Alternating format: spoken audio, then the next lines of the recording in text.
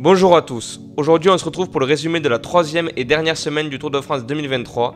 Une dernière semaine avec des étapes très attendues qui ont mis fin au suspense que l'on avait pour la victoire finale, et ce, dès le contre-la-montre le mardi.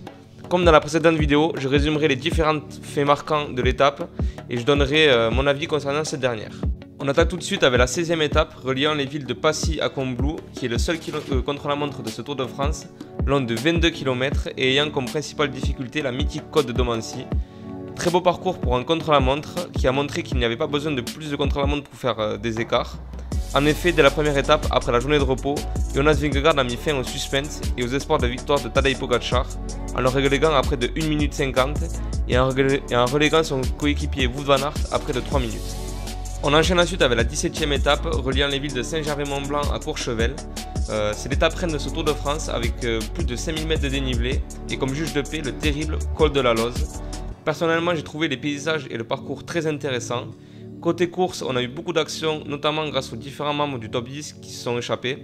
Et avec pour finir, bien sûr, la belle victoire de Felix Gall. Cependant, on a vu les limites de Tadej Pogačar qui, après le contre-la-montre, a complètement craqué, montrant qu'il est humain et donc franchissant la ligne avec plus de 6 minutes de retard sur Jonas Vingegaard. Vient ensuite la 18e étape entre Moutier et Bourg-en-Bresse. Sur le papier, cette étape devait être la dernière chance pour les sprinteurs avant l'arrivée sur les Champs-Élysées. Mais Kasper Asgreen et ses compagnons d'échappée ont réussi à résister au peloton qui n'aura jamais laissé plus de 1 minute 30, un exploit qui montre que la bonne échappée existe toujours sur les étapes de plat.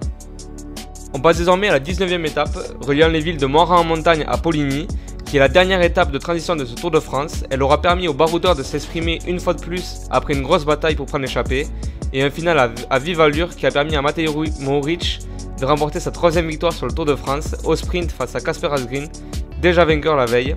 Jasper Philipsen aura sûrement des regrets après être passé très près de la victoire sur les 3 dernières étapes où il pouvait s'imposer.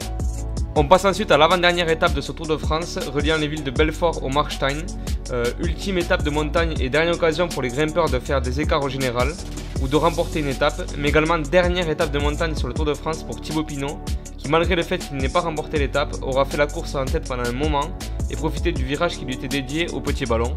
Et Tadej Pogačar, quant à lui, a remporté une 2e étape sur ce Tour de France pour finir sur une bonne note après avoir renoncé à la victoire finale.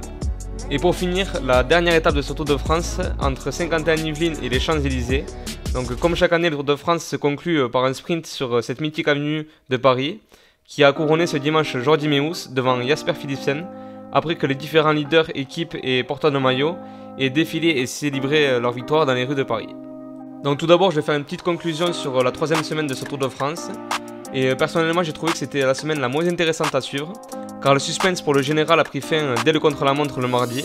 Cependant, les différentes victoires d'étape étaient intéressantes à suivre, tout comme les fins d'étape généralement animées. Et côté parcours, on a eu le droit une fois de plus à de très beaux paysages, donc c'était tout de même très bien. Et pour finir, la conclusion générale de ce Tour de France. Donc pour ma part, j'ai trouvé que c'était un Tour de France très intéressant à suivre, avec cependant une petite baisse de régime en 3e semaine comme j'ai pu le dire auparavant. Le parcours était vraiment intéressant et bien construit, permettant à tous les coureurs de pouvoir s'exprimer et offrant de belles batailles entre les leaders et les différents chasseurs d'étapes. Ça a également permis d'avoir un grand duel entre Tadej Pogačar et Jonas Vingegaard, qui s'est terminé par la victoire du Danois. Côté maillot à poids, il revient à Giulio Ciccone qui a réussi à le conserver durant les dernières étapes de montagne. Et pour le vert, bien sûr, Jasper Philipsen qui a dominé les sprints avec 4 victoires d'étape. Et nous avons, comme chaque année, eu droit également à de super paysages. Et c'est pour toutes ces raisons que si je devais mettre une note à ce Tour de France, je mettrais la note de 15 sur 20. Sur ce, la vidéo touche à sa fin. Et donc on se retrouve dimanche pour le récap du mois de juillet où je distribuerai les maillots distinctifs selon moi. Donc je vous remercie d'avoir suivi cette vidéo et à très bientôt pour une nouvelle. Bye bye!